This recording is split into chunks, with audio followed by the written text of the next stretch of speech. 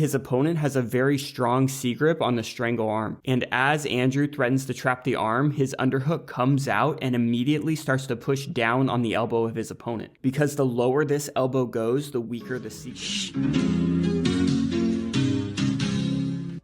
Recently, I've been watching a ton of ADCC trials matches and tallying up the submissions. Why are they not allowed to do inventories in Afghanistan? Why? Because of the Taliban.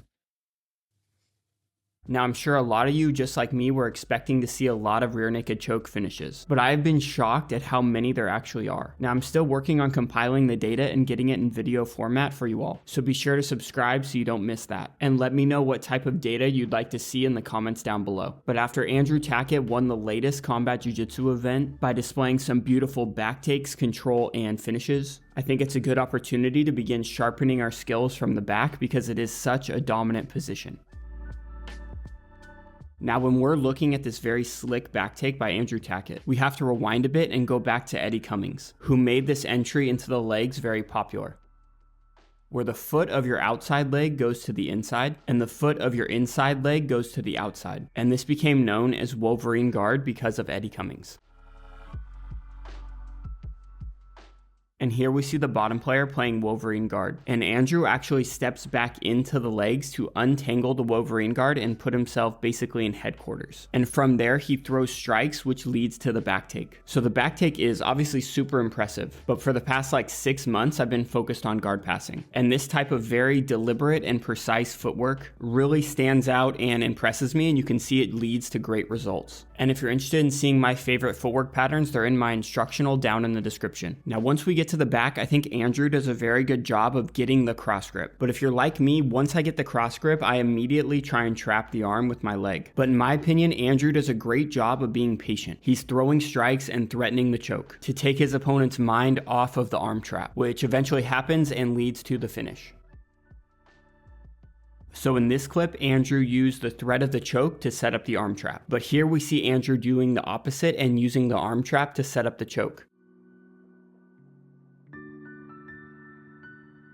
He gets the cross grip and very quickly threatens to trap the arm. And as his opponent is focused on not getting his arm trapped, Andrew shoots in the choke. But his opponent still has their primary defensive hand in place. If your elbow is high, this C grip is going to offer great control of the choking arm.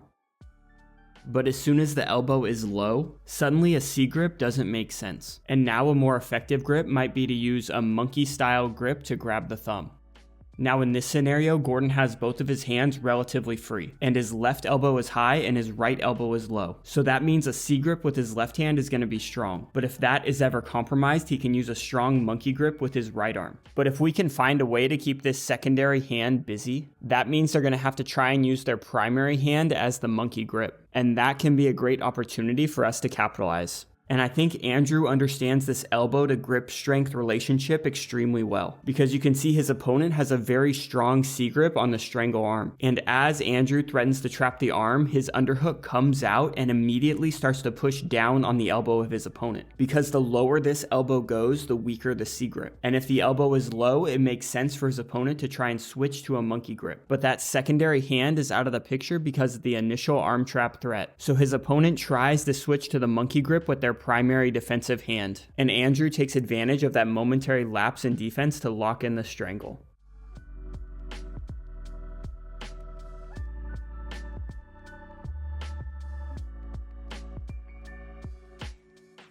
Another interesting hand fight that I've enjoyed recently is from the underhook side and you're threatening a strangle. And ideally your opponent is trying to alleviate the pressure of your body triangle. And you can see we're not even really controlling their primary defensive hand because we want them to use that hand to address the strangle. And when they do, we take out our underhook and we thread our hand right through the opening. And they fall right into a strong finish.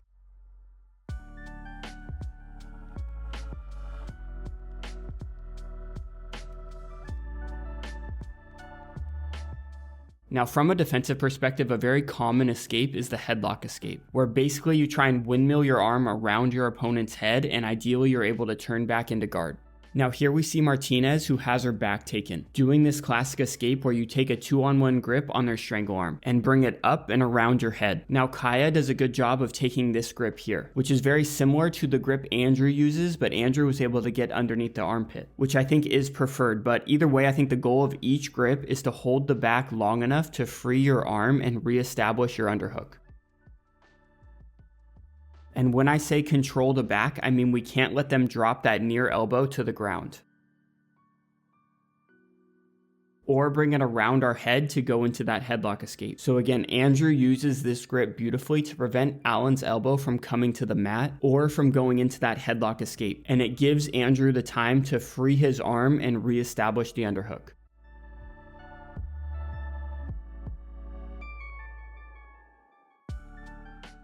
But Martinez does a beautiful job here of escaping because she initially has that 2-on-1 grip. But whether or not she completes her escape comes down to this near arm. So what she does is she maintains control of Kaya's wrist with her outside arm. And this prevents Kaya from reestablishing her underhook while Martinez can work to go into her headlock escape. Again, here we see Martinez using that 2-on-1 grip to bring the strangle arm around her head. And then she maintains control with her outside arm as she attempts to slip her inside elbow down to the mat. But that proves to be difficult, so she switches direction and extends her arm to go into the headlock escape.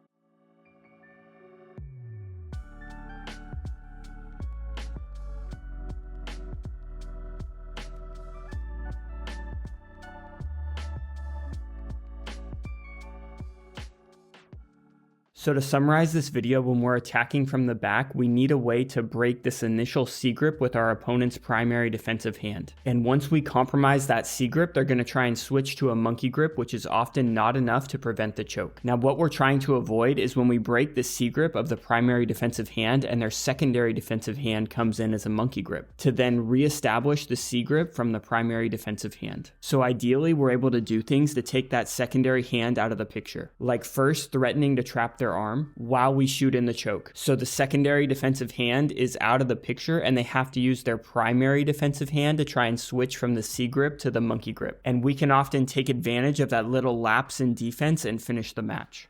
Or their secondary defensive hand will be busy fighting our feet. But our goal is to try and get them to use a monkey grip with their primary defensive hand so we can capitalize and finish the match. And if you're like, dude, what the hell are you even talking about? You should probably go back and watch my 3-part series on attacking the back, because my research has surprised me at how many finishes come from the back. And if you're interested in some other insights I've had during my research, I'm planning on first sharing them through email. So if you're interested, there'll be a free PDF down below outlining my favorite way to pass a knee shield. And that will put you on the email list to be the first to know about any updates or insights I have in the future. Thanks for the support. Leave a fist bump in the comment section if you found this helpful, and we'll see you in the next video.